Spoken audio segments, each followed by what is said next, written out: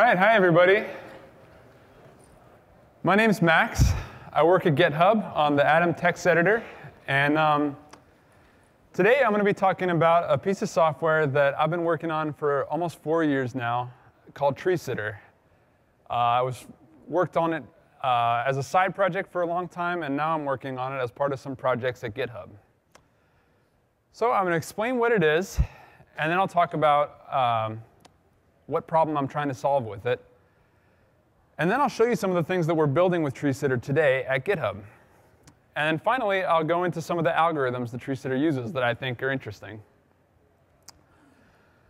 OK, so Tree Sitter is a library for parsing code. It's written in C and C++, and it's designed to be used in applications like text editors or GitHub.com that deal with code written in many different languages. So it can parse files written in various different programming languages and produce syntax trees that all have the same format to them. But the really unique thing that Tree Sitter does is what's called incremental parsing.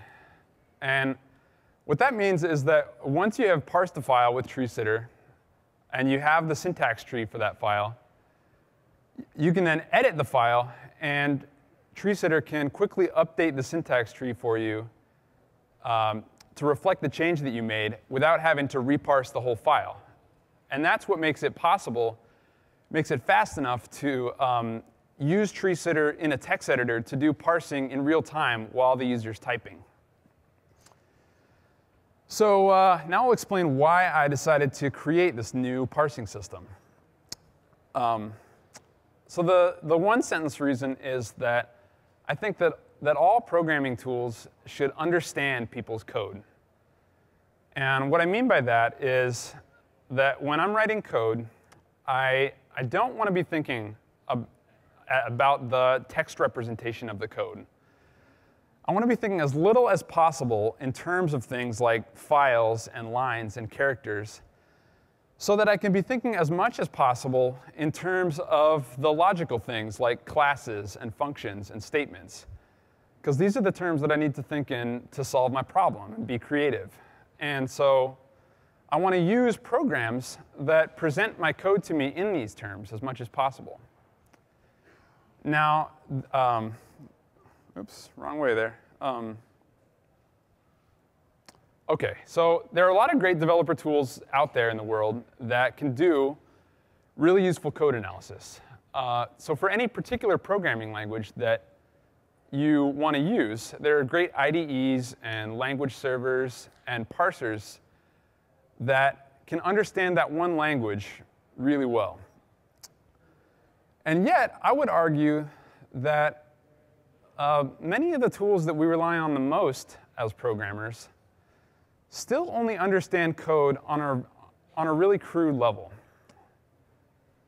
And so let me give you an example of that. One of the biggest things that helps us to read code in life is syntax highlighting.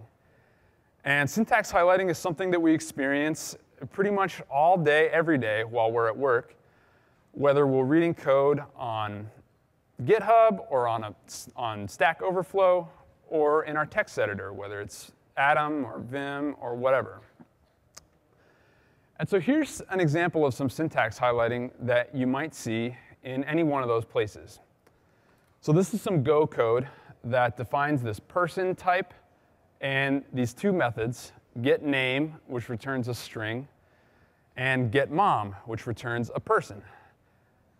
Now, string and person are both types, but for some reason, they show up in two different colors here, which is kind of a syntax highlighting fail, because the whole point of syntax highlighting, I would argue, is to kind of group things by color so that you can tell what things are just at a glance. And so this is an example from Atom. You can see the same thing happens in Sublime Text and in Visual Studio Code. And similar kinds of things would happen if you're looking at code on GitHub or Stack Overflow or pretty much anywhere. And so why is this? Why is there this inconsistency here? And it's because none of these tools really understand Go code, or any code for that matter. They're just kind of looking for simple patterns in the code that they can identify using regexes. And so they can tell that string is a type because it has a known name. It's a string. But they can't recognize types in general. And so as programmers, most of us are kind of just used to this situation. And when we see something like this, we don't even think about it. We just think, oh, yeah, of course. Syntax highlighting is never all that consistent or accurate.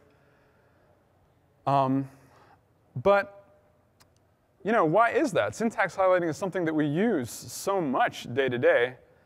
And so you would think that all these applications would try to do a better job with some of these existing parsers, like I mentioned, that exist for all languages that we could want to syntax highlight. And so if I had to break down the reasons why we don't use any of the great existing parsers out there today in apps like GitHub.com or Atom or Stack Overflow or anywhere, I think that there's kind of three main reasons. The first one that comes to my mind is performance. And so in a text editor in particular, syntax highlighting is something that needs to happen on every keystroke. And for the editor to feel nice and fast, it needs to happen pretty fast. Probably like a millisecond or less would be ideal. And so that constraint alone kind of rules out our ability to use many standard parsers that we might otherwise use. And aside from that, in order to use a regular parser to parse a lot of programming languages, you need to know some other information about the file that you're parsing besides just the code that's in it. So for example, if you're trying to parse some C code or C++ code or Objective-C code with Clang, you would need to be able to read in all of the other source files that file includes as dependencies. And you would also need to know what macros are defined at compile time. And so it's just a different set of information than we have available to us on GitHub or in Atom when we're just trying to syntax highlight some random piece of code that somebody wrote. And then the final thing, the thing that I think is the biggest, is the issue of dependencies. So for many languages, the standard parsing toolchain for that language is written in that language. And it has its own dependencies that are associated with that language. And so for apps like the ones that I'm talking about that have to be able to syntax highlight many different languages out of the box, if we had to call out to a different external tool to do parsing anytime we wanted to syntax highlight some code, it would just add a ton of complexity to our system. And so the net result of that is that all these applications I'm talking about kind of just do the best they can at syntax highlighting using regexes. They run regexes over the file line by line and look for simple patterns. And as users, we kind of just get used to the fact that syntax highlighting is not something we can rely on to tell us what things are in our code. And so my question is, well, what if there were an accurate parsing tool that kind of met all these constraints? It was fast enough to run on every keystroke in a text editor, and it also didn't require any additional information about files in order to parse them, and it didn't have any dependencies. In fact, it was just a C library that you could use regardless of what language your application was written in through C bindings. So that's what TreeSitter is. And my hope is that it kind of has the potential to improve not just existing things like syntax highlighting in these multi-language apps like GitHub.com or Atom, but also provide a way to allow us to build new features that we just don't even choose to build today because we don't have a suitable parsing system to build them on. All right, so now I'll show you some of the things that we're doing today at GitHub with TreeSitter. So since I was just talking about syntax highlighting, I'll show you the syntax highlighting feature first. So this is a screenshot of Atom, but in which I've re-implemented the syntax highlighting to base the coloring on this syntax tree that is provided by TreeSitter at all times while you're editing. And it's the same piece of Go code that I showed you earlier with the person type.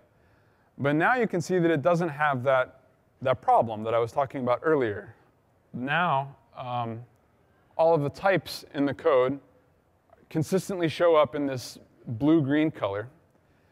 And on top of that, all of the struct field names show up in this red color, whereas before they didn't even have their own color. They were just colored the same as local variables.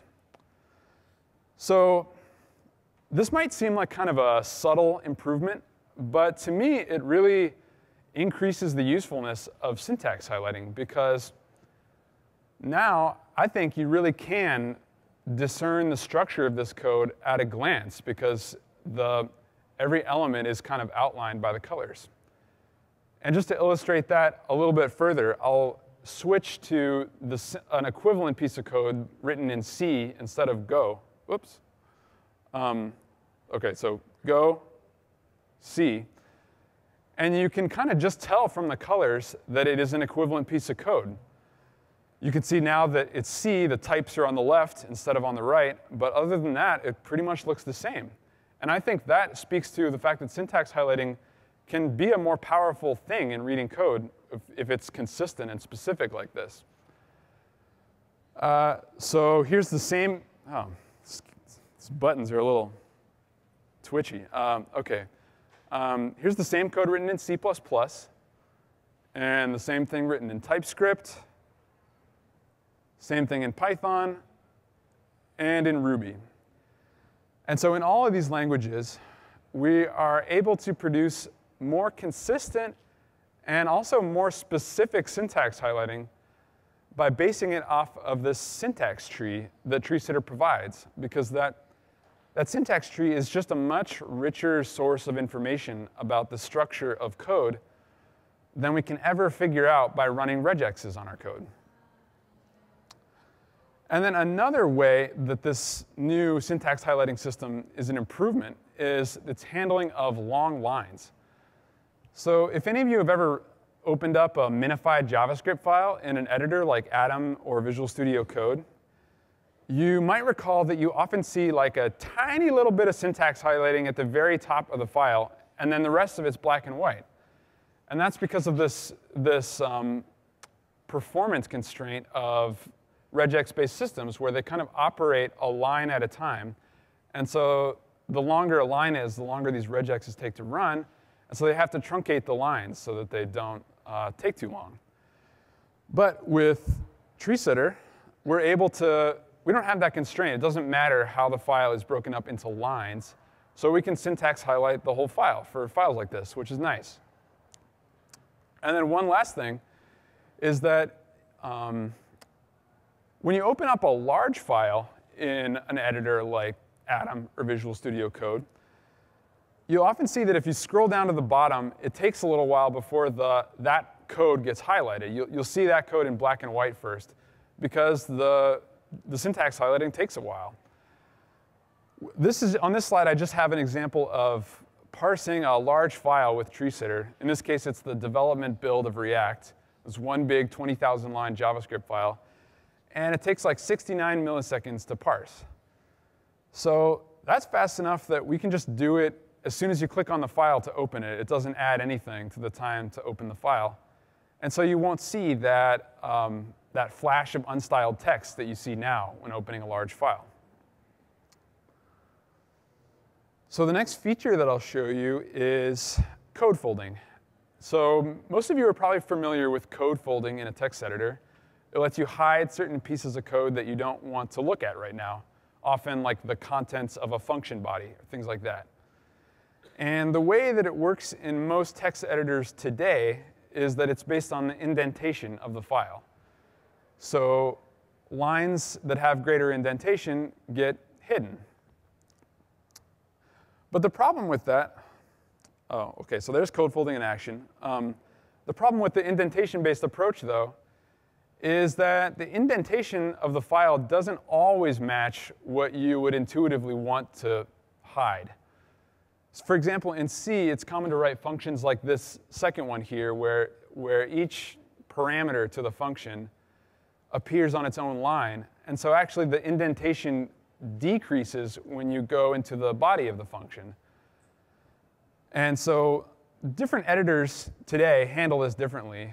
Sublime Text, I think, just doesn't let you fold functions if they're written this way. And Atom and Visual Studio Code today, they let you fold it, but it just looks kind of weird because half of the parameter list gets hidden inside of the fold. And so with Tree Sitter, we're able to base the decision about what text to fold on the syntax tree. And so we can do more precise things, like say, we should fold the bodies of functions. And so I have an animation here where I just mess with this code in different ways, change the indentation around, and at every step, I'm able to fold it in an intuitive way. I think I even remove all the indentation from the file, and I can still fold it OK, which is useful because sometimes folding is a thing you want to do after you've just pasted some code from one file to another, and so the formatting is wrong, and you want to get an overview of what the structure is to see if it's right. So the next feature that I'll show you is this command called extend selection that I added to Atom. And it's a simple command that when you run it, it just selects a bigger and bigger piece of your code based on the syntax tree. So it's always selecting some meaningful unit. And you can see here I'm able to select bigger and bigger pieces of this JavaScript data structure. And then you can go back down if you go too far up. And what's really cool is when you combine this with multiple cursors. So in this example here, I could reformat this whole data structure in one shot, kind of, using a combination of multiple cursors and extend selection in this way that would actually be kind of time-consuming just to do if you were trying to do this in an editor without extend selection. And so this is an example of a command that's really fundamentally, you have to have a syntax tree in order to do this, because the whole deal is you're selecting meaningful chunks of syntax. And then the final feature that I added to Atom that I'll show you is that as you move your cursor around, I can highlight all the occurrences of the local variable that your cursor is on, and then underline the place where that variable is introduced. And this is a nice code readability improvement.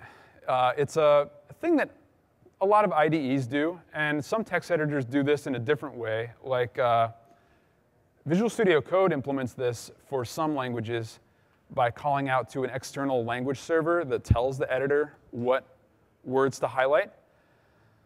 But what I like about the way that I did this is that I just hacked this feature in like 150 lines of JavaScript that just inspects the syntax tree and decides what code to highlight. And it's really accurate and really fast. And I think it kind of illustrates the kind of cool features you can add to Atom as an Atom package author now that this syntax tree is there at all times.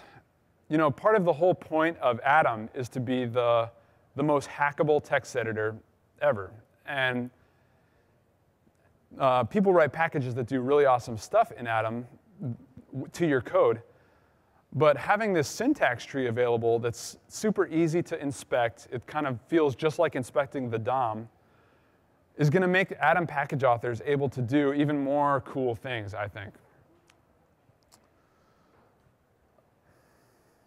OK, so just recapping the Atom features that I added so far, I was able to do better syntax highlighting faster and make code folding work regardless of how your file is formatted. Added this extend selection command that is like inherently dependent on having a syntax tree.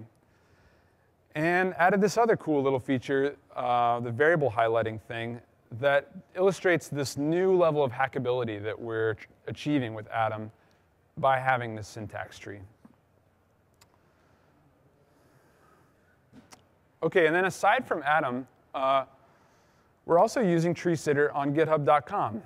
So some of you may have seen this feature come out recently where when you're looking at a pull request and you open up the menu of files that have changed in the pull request, you can now see within each file a list of what functions changed or were added or removed. And so that gives you this nice high-level overview of what happened in a pull request. And it also lets you navigate the pull request according to these meaningful units of functions. So this was built by a team in GitHub's data science division that is using a whole bunch of really sophisticated algorithms for analyzing and comparing syntax trees. And they are doing all of their parsing using treesitter because it gives them this uniform way of parsing many different programming languages. And so between the work that they're doing now on github.com and the work that I'm doing in Atom, we're kind of building up this shared ecosystem of parsers for treesitter that work with more and more different languages. And I think that once we ship those Atom features that I showed you to the public, then that ecosystem of parsers will flourish even more because now this big community of Atom users will be able to contribute support for more and more different languages. And so the plan is that in the future, you'll be able to use this one tool, treesitter, to parse any language that you want to parse with this uniform API. OK, so now I'll talk about how treesitter works. And first, I'm going to show you in a little more detail what it looks like when you're using the library. And then I'll go into some of the algorithms that the library uses. So when you want to add support for parsing a new language with treesitter, you have to write what's called a grammar. And a grammar is this specification of a language that outlines what are all the elements of the language and how those elements can be built up out of other elements of the language. So this is a pretty small font, but this is a screenshot from the Go grammar. And it shows things like a for statement is a sequence of the word for, and then either an expression or a range clause or a for clause, and then a block. That's the idea of a grammar. And this is pretty similar to a lot of parser generator tools. You have to write a grammar to be able to parse the language. But one difference with treesitter is that whereas a lot of popular parser generators like Yak or Bison, you have to write the grammar in this custom grammar language. With treesitter, you just write your grammar in JavaScript using the few simple functions that I wrote that build up the rules. And I did it that way because, well, for one thing, it's nice to not have to go learn somebody's custom language when you're trying to use a tool. But on top of that, it lets you use all the regular tools of programming to help write your grammar. You can extract helper functions and variables. But the main thing is you can even require another grammar and then modify it in some way and add to it, and then return that as a new grammar. So I use that technique today for implementing the C++ grammar in terms of the C grammar and the TypeScript grammar in terms of the JavaScript grammar. So once you've written your grammar, you run this command line tool called treesitter generate. And that tool runs your JavaScript and gets back the grammar object. And it converts it to JSON. And then it passes it to this C++ library called the treesitter compiler. And that library does a bunch of analysis of your grammar. And it spits out this C code that is the parser for your language. So the C code has two main parts to it. The first part is called the tokenizer function. And that's this function that reads the input string character by character and breaks it up into tokens. And the second part of the C code is what's called the parse table. And that's this big two-dimensional array that tells the parser what it should do when it's in some given state and it sees some given token. So I'll talk a little bit more about those two components later when I'm going through the algorithms. But so that C file is kind of the standalone C code that you can compile with without having to link against anything or anything like that. And it exports this one object called a tree sitter language. And this is what it looks like in C if you wanted to use that object. You use this second library, this small C library called the tree sitter runtime.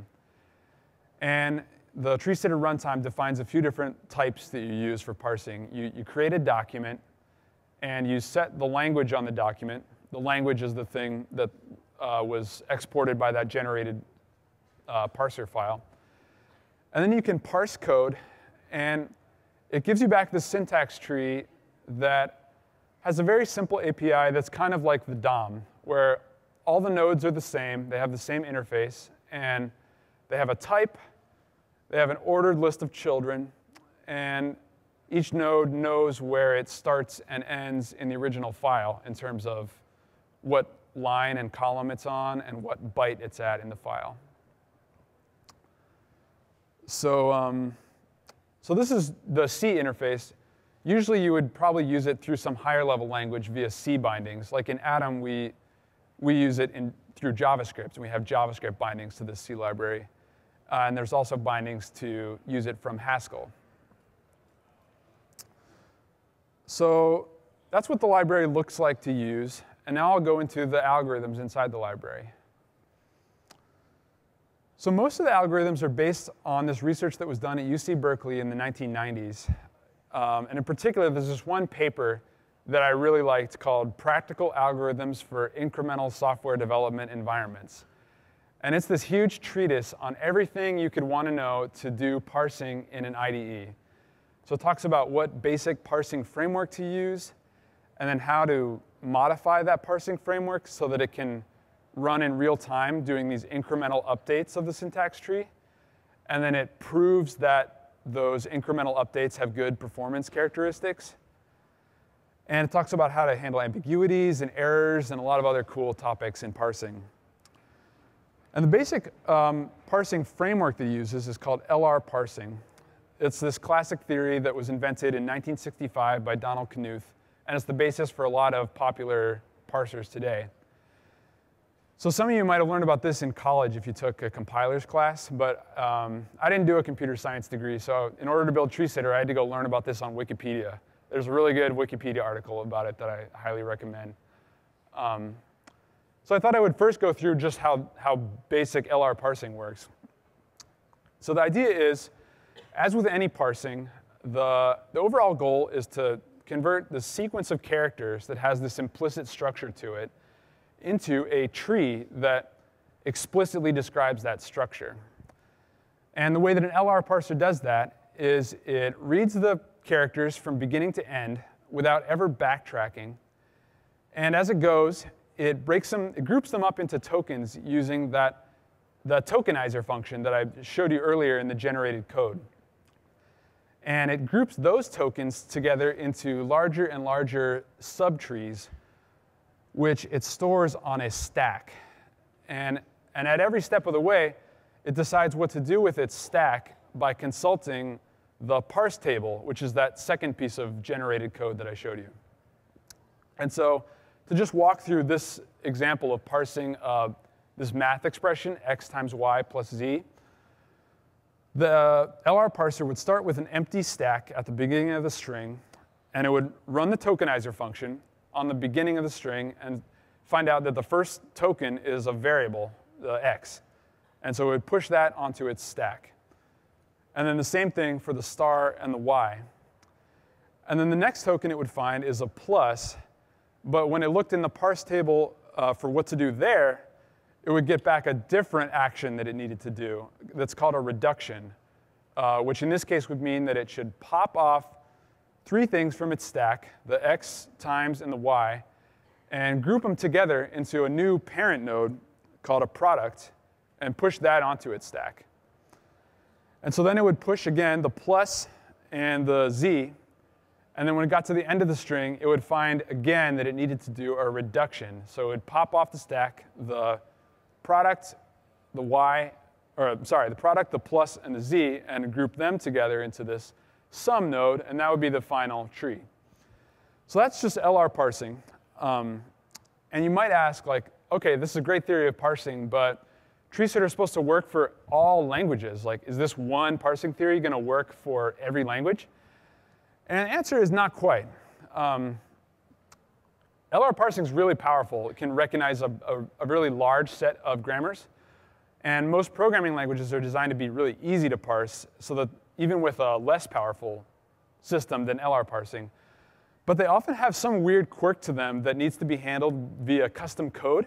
And so I'll show you an example of one of those weird quirks. So these are two pieces of JavaScript code. In the first one, we're assigning to the variable x the value of the variable y.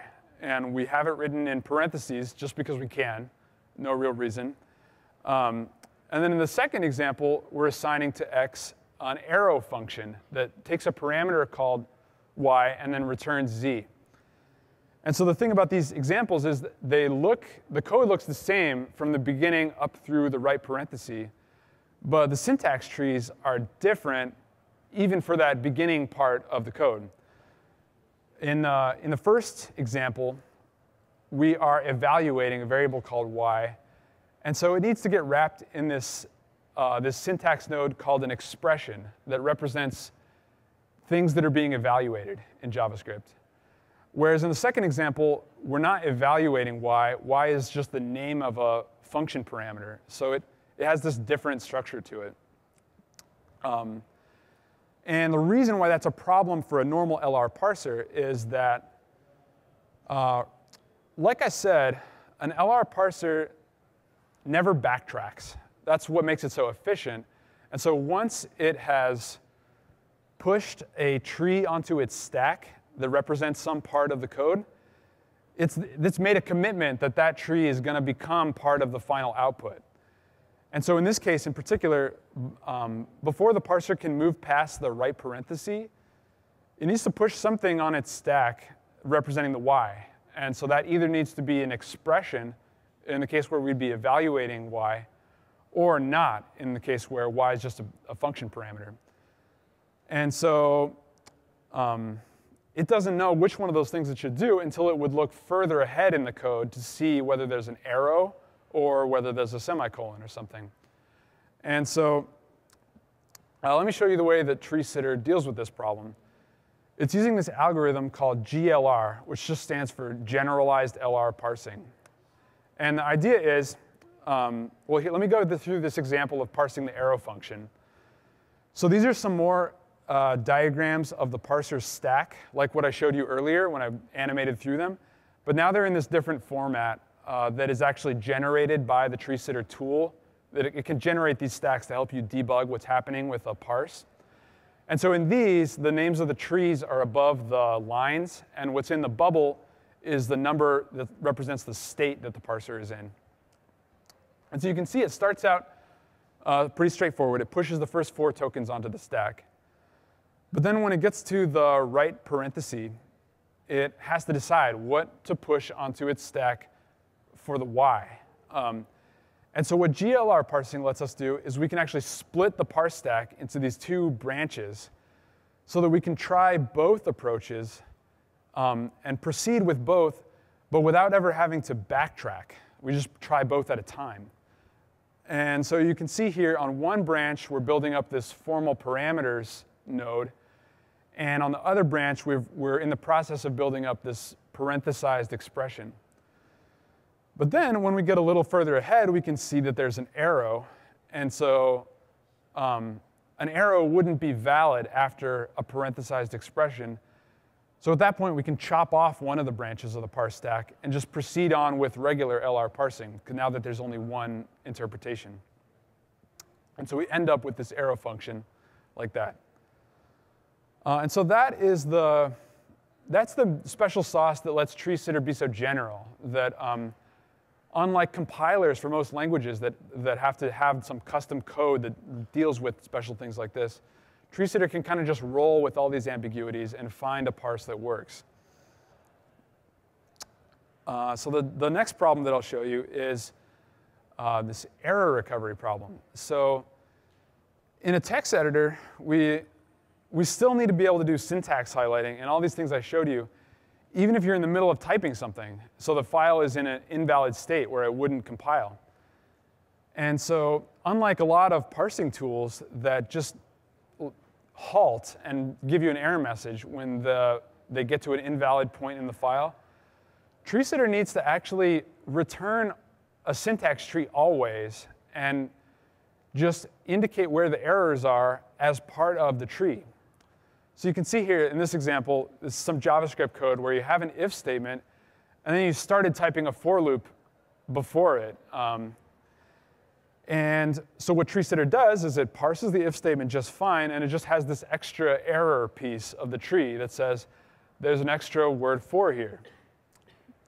And then here's another example where you actually are writing a for loop. You have a complete for loop, and you just type the word if in the middle of it, maybe because you were moving some code around or something. And so the code starts out the same, but treesitter gives this different syntax tree to you that where it parses the for statement, and it just has this extra node that says you have an extra word if here. And so you can tell from these two examples that treesitter can tell as soon as it hits the word if in both of these that there is an error, that something's not right. But it would have to look further ahead in the file in order to know what the error is. Is this eventually going to be an if statement, or is it eventually going to be a for loop? So which piece do I pull out as the error? And so that problem of needing to look further ahead in the file to decide how to interpret something that you already saw is very similar to that last problem I talked about with handling the ambiguity. And so treesitter handles it in the same way, where when it gets to an error, it splits the parse stack into two or more branches to kind of try different ways of resolving the error. And in this case, the first branch skips over the word for as if it hadn't been there, and then continues on parsing the if. And whereas the second branch skips the word if. And you can see after it gets a little further on, it's able to tell, OK, this only makes sense as an if statement. And then in the other example, it eventually finds out that it only makes sense as a for loop. So one other thing about that algorithm of using the parse stack splitting to resolve errors is novel as far as I know. I haven't read about any other academic papers or popular parsers that do that. But it works really well for treesitter. It lets us oftentimes produce these really intuitive syntax trees, even when you're in the middle of doing something. OK, so the last algorithm I'll show you is the incremental parsing algorithm. So this is what lets treesitter quickly update the syntax tree after you make an edit. So say that you had some JavaScript code with these three statements. Var a equals new b, a.c, return a. So it shows the syntax tree for it. It's kind of small. The details don't matter that much. And then say you edited this code and you inserted an argument to this function here. So the way the treesitter would process that is when you inserted the character, treesitter would look in its existing syntax tree to find all of the nodes in the tree that contained that spot where you edited, and it would mark them as having had a character inserted into them. So those are the ones in green in this diagram. And then it would actually proceed to parse the file as if it were just going to parse it normally from the beginning. And so it would start out with an empty stack. But now, instead of having to run that tokenizer function for every single token in the file, it has this old tree as a reference. And so what it can do is just look and find the first node in the old tree that is not edited, and it can reuse that. It can push that directly onto its stack. So in this case, it finds that the that the variable declaration, the first piece, isn't changed. So it can just push that directly onto its stack and skip a lot of the intermediate steps that would happen in order to build that up. And then it can reuse the next few things too, this member expression, that's the a.c. And then it can reuse the left parenthesis. And then when it gets to the site of the edit that you made, it has to actually do the parsing from scratch. So it has to rerun the tokenizer function and get back a new identifier token for that letter D. But then again, it's at a place where it can reuse stuff. So it can reuse the right parenthesis and rebuild up the new arguments node. But then it can reuse the semicolon. Oops, skip. OK. Reuse the semicolon and build up a new statement node for that one statement. And then it can reuse the whole return statement afterward and then build up a new program. So it gives you a new syntax tree, but that shares a lot of the elements of the old syntax tree. And in this way, the time that it takes to parse is proportional to the number of edits you made, not proportional to the size of the whole file. All right, so just recapping. I explained why I thought we needed a new parsing system for these apps like GitHub and Atom. And I showed you how we're using TreeSitter today, and then talked about some of the algorithms. So the next steps for me on Atom is to kind of get all these features that I showed you that are still sort of in development, almost done, get them out there. And I think that'll happen in a few months. And then we're going to start adding support for more languages. Right now we have Go, C, C++, JavaScript, TypeScript, Ruby, Python, Bash. And so we'll be adding more and more until we get to all the languages that Atom supports. And then on GitHub.com, we'll be similarly adding more languages supported by this semantic table of contents thing. And that team has got some other really great code navigation features in the works. So that's it. Thank you all for coming.